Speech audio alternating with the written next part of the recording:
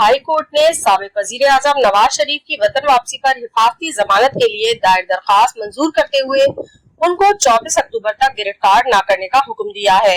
जुमेरात को Islamabad high court के chief justice Aamir Farooq और जस्टिस मियां गुल हसन औरंगजेब पर मुश्तमिल डिवीजन बेंच ने नवाज शरीफ के वकील और नैब के प्रोसिक्यूटर की जानिब से दलाइल देने के बाद मुख्तसर फैसला सुनाया। इधर इस्लामाबाद की एहतसाब अदालत के जज मोहम्मद बशीर ने नवाज शरीफ के दायमी वारंट मुअत्तल कर दिए हैं और उनको 24 अक्टूबर तक पेश होने की मोहलत दी है।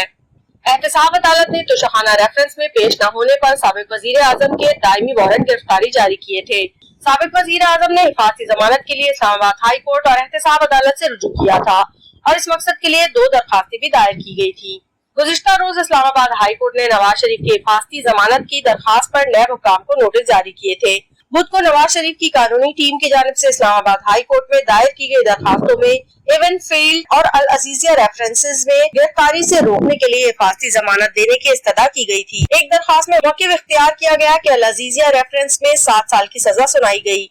अदालती हुक्म की तामील में वो कोर्ट लगकर जेल में कैद थे। बीमारी के बायस अदालत ने उन्हें बैरून मुल्क जाने की इजाजत दी थी। अब नवाज शरीफ 21 अक्टूबर को वतन वापस आ रहे हैं। साबिक वजीर आजम नवाज शरीफ तोशाखाना केस में दायमी वारंट की मंसूखी के लिए एहतसाब अदालत इस्लामाबाद से भी रुजू की इस्तदा की गई थी कि वारंट मुअत्तल करके अदालत में पेश होने का मौका दिया जाए।